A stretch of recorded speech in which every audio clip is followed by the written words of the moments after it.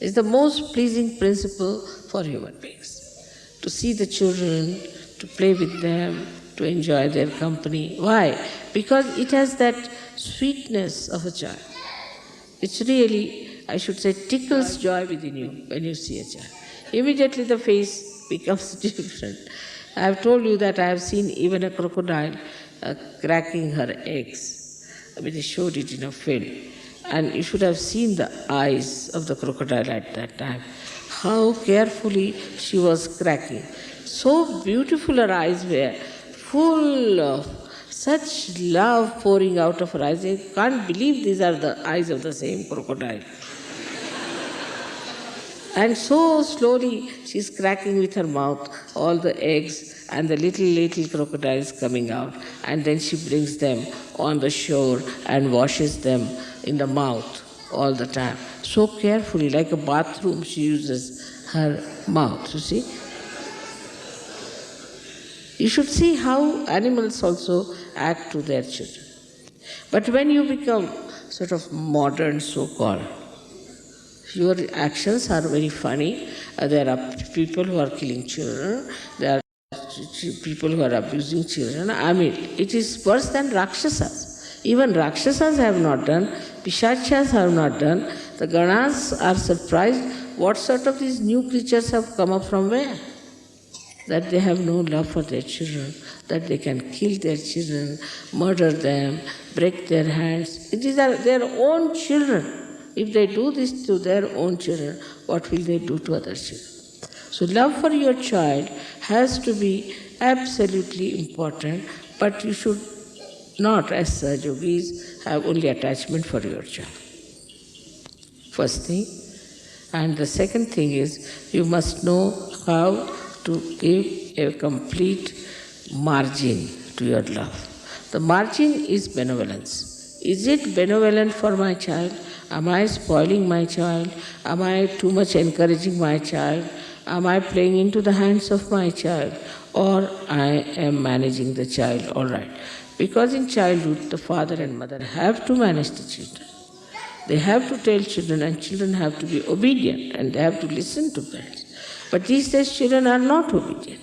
They are not, because they find that the parents among themselves are not obedient to each other. Also they find the society such that where children go on pestering the parents, so they also become like that. But doesn't matter. You are Sahaja Yogis, so you should bring up your children who should be obedient, who should be wise, who should be sensible, with the same love that the crocodile has for her little crocodiles. Now, when we come to the subtler side of Ganesha Tattva, that is, it expresses in our eyes. When I see some things, I see it as a joy-giving thing, just joy-giving. And if I want to buy something, then I think, all right, I can buy it for a certain person, he will like it, because I know what they like. So I'll buy that thing for that person. Or else, if I'm buying something for my family, I think the same. Like I've built a house now, where I'm going to put all the things, the presents you have given with like a museum, and I'm going to ask all the villagers to come and see it, because they have never seen such things. They can't travel to Switzerland, leave alone England. So we have to, I'm thinking of making that house in such a manner that these villagers who have never seen beautiful things should come and see. In India, it's not a case very much with the simple people to have jealousies. Only the new materialistic people have developed this habit of jealousy. But otherwise, they will always say, what a nice thing, how beautiful it is, how they are. Like you were singing songs about Sahaja Yoga in Pune. Actually, you have really picked up very well, I must say.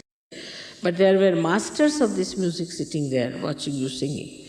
They were the masters of drama and play very well-known artists in India.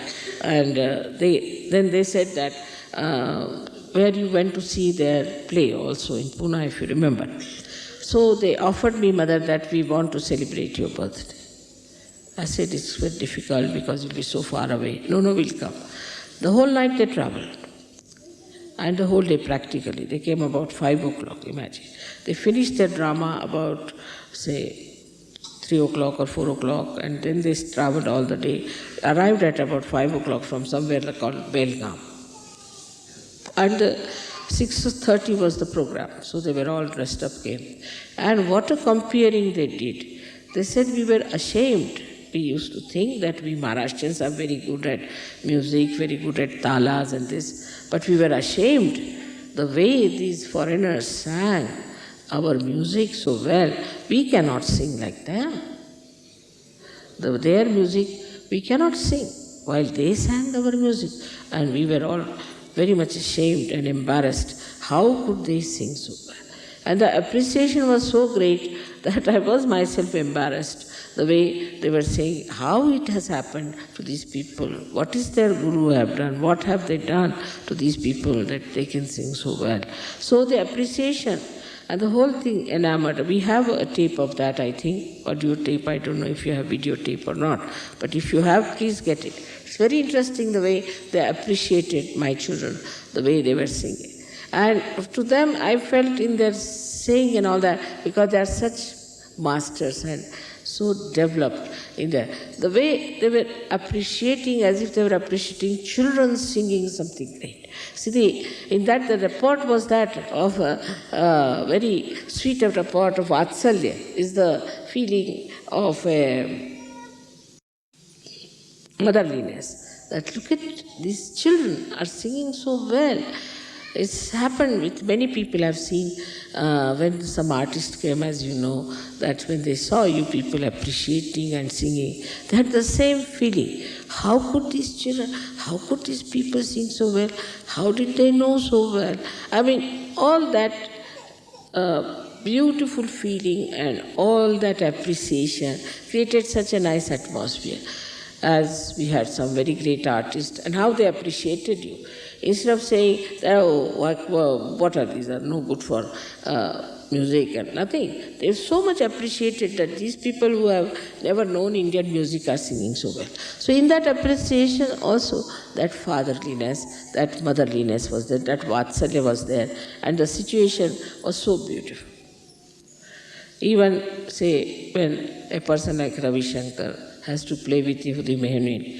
Yehudi Menuhin is a child before him. But I've seen how he looks after him and how he protects him, as we say in Hindi language, Sambhala. All the time is looking after him and managing it. And also we have seen in the music part, when supposing a tablewala is sitting and a very senior musician is sitting, master sitting, he said, please look after me, Sambhala. Look after me, always with very great feeling of a child, that you look after me. All these things are very important in life to create good relationships between ourselves also. Those who are younger to us, those who are not so well off, or those who are not so much talented, or those who are not so much equipped in knowledge of Sahaja Yoga, or who are not so much senior in Sahaja Yoga.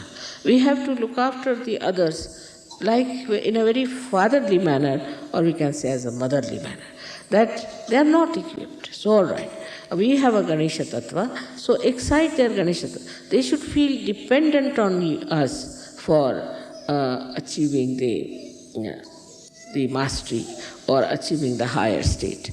As the Guru principle is absolutely bound by Ganesha principle.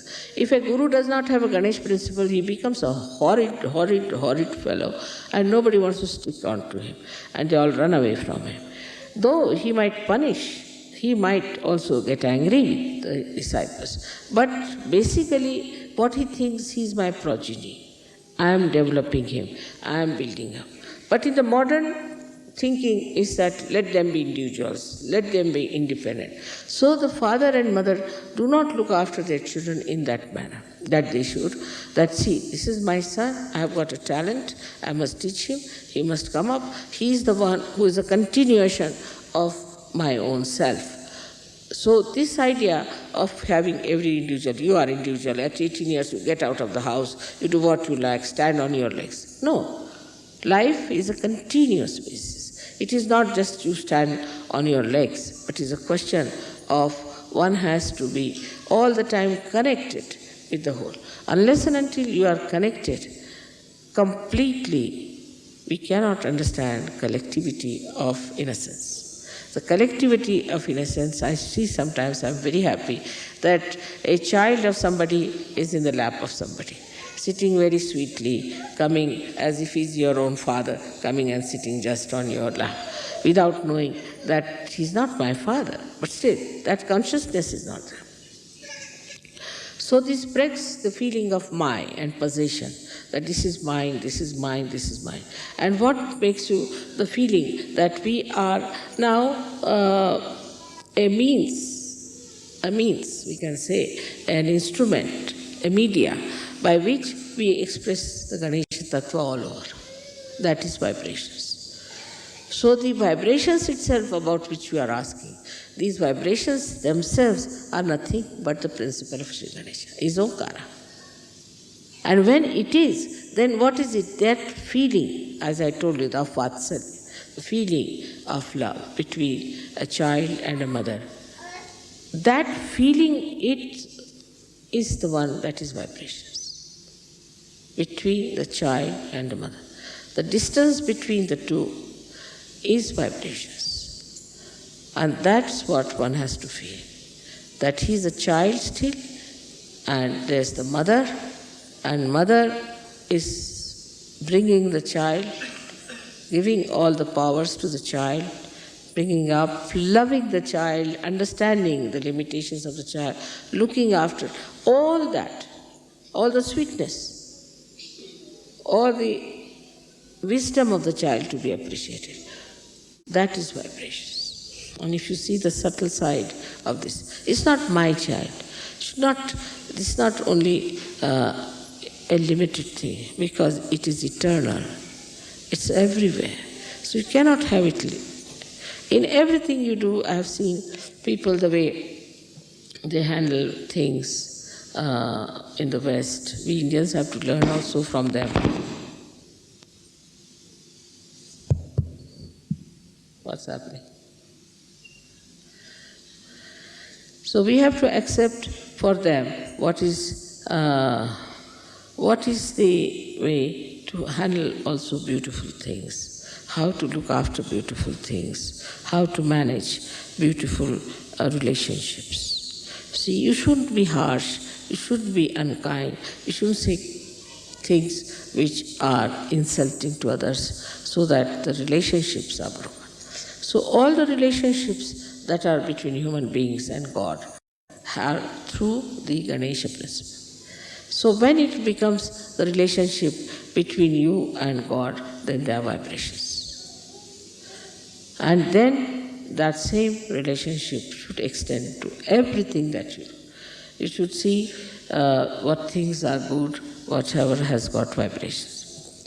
Today I want to tell you something very important about this all-pervading power we have heard about. These are nothing but vibrations. Parama Chaitanya is nothing but vibrations, where all identities are lost. When the mother is lost, father is lost, we can say, nothing remains, then it is just this vibrations, this subtle Vatsalya exists. That's all.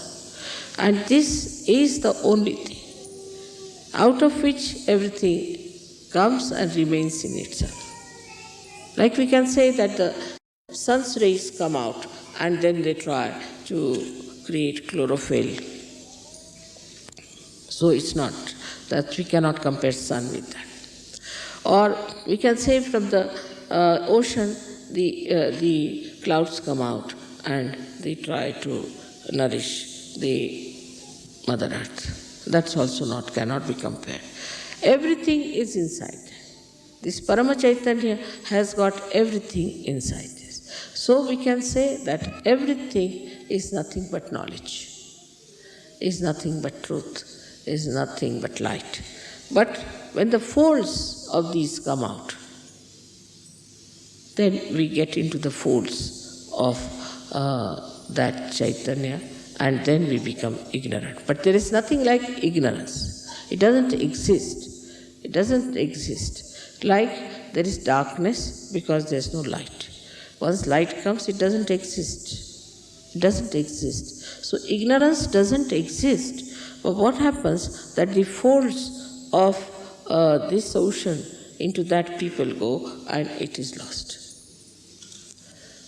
Thus we understand one thing very clearly, that we are in Param Chaitanya, we are made by Param Chaitanya, all the time we are surrounded by it. Only thing is, we are sometimes lost in the folds. And why? Why we are lost in the folds is because of our own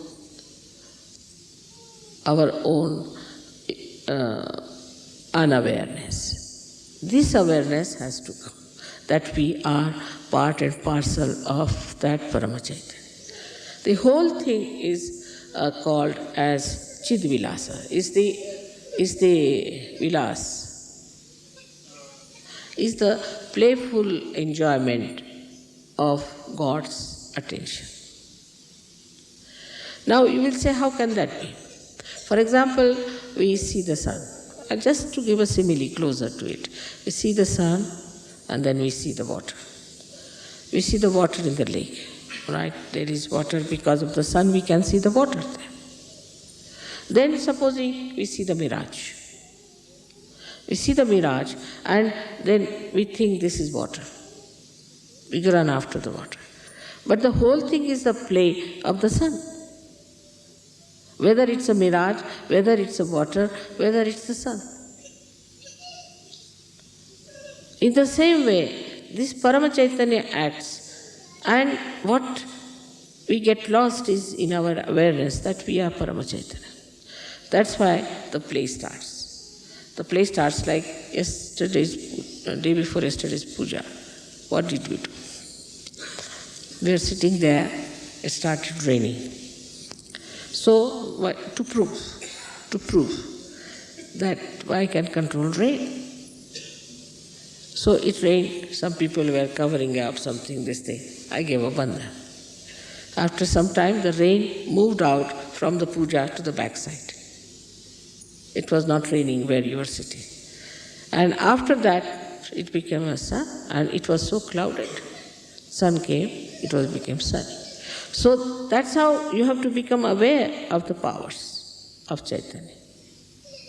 Now when you give bandhan, what you do is to put the Chaitanya into action. Act here. Though you are supposing in the ocean, but the ocean acts on you all the time. You cannot act on the ocean. You cannot ask water to do this and do that. But as realized soul, you are empowered. Now you can ask water, all right, you dissolve this, you do that. But for that it is important to be the masters. And to become the masters, you see, like a matter becomes a human being. And from human being, you have to become the masters of the matter. And you handle the matter. So we come back to the same. Like agriculture, we can handle just vibrating it. We can handle water, we can handle sun, we can handle moon. Because there's a rapport, now we are aware a rapport has been established. So all this play is extremely beautiful to me. I see it. But now you all have to know that you all have become realized souls. And you have those powers. So all other nonsensical things that you learn, all nonsensical things you indulge into, you better give up. There's no sense in it. Whatever is sensible you should do, because there's Sri Ganesha within you who is absolutely sensible. He's nothing but sense. He is the giver of sense. So he is the killer of the demons, as they say. He's the one who removes all the ordeals. By how? By improving our awareness. So ordeals do not remain, because you give a bandhan, it works out. Now, I asked somebody, Phil, I asked him to write down about the miracles. And he says now it has become like a voluminous book. It will be. Because before realization, whatever looked like miracle is no more a miracle. Miracle has lost its meaning. because now you are empowered and you can do it. It works in everything, in your talent, in your understanding, in your education, in every way. Like there are some boys who said, Mother, you see, we couldn't solve one problem, so we gave a bandhan. Immediately the whole thing came onto us and we wrote it down and they stood first. It has happened with many. So in every action, in everything, whatever you do, you should know it is the Parama Chaitanya that acts. Only thing you have to be aware of yourself and aware of it, it acts. And you just jump into that awareness and it works. And that you have seen. But still, so many people do not know. So many people still, though they know through their brains, do not know in their hearts. And so many people, even if they know in their hearts, they do not act in their attention. So only these three things you have to improve. One is your head, another is your heart, and third is your liver. If you can improve these three organs, this Parama Chaitanya will act. But then all this attention about money, so many people, money, this, that, there's nothing to it. Parama Chaitanya will create everything for you, whatever you want. It may not create money because it doesn't have a mint, but it will create possibilities.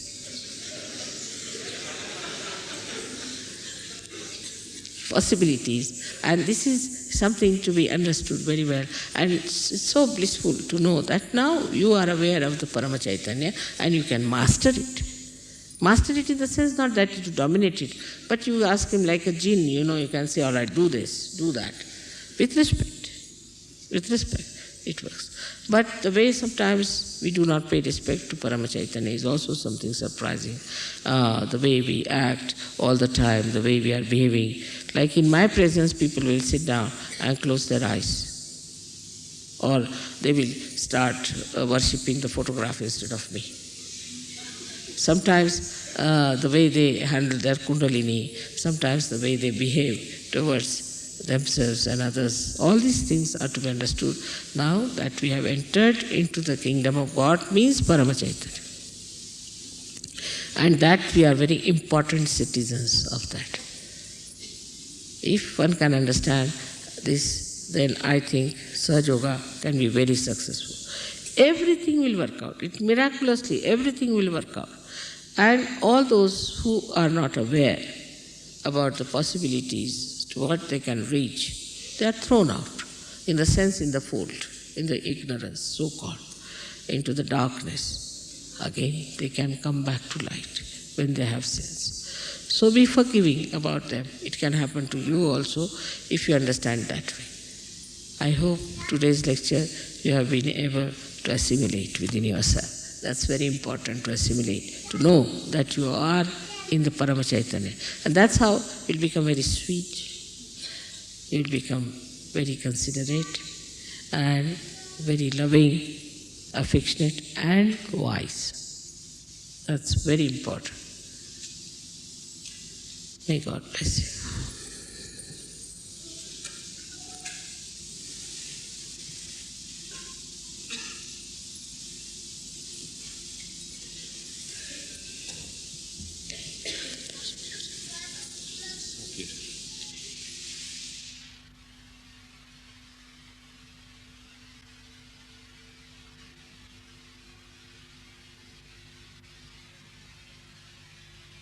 Point about which some leaders have said that you people don't buy individually my tapes.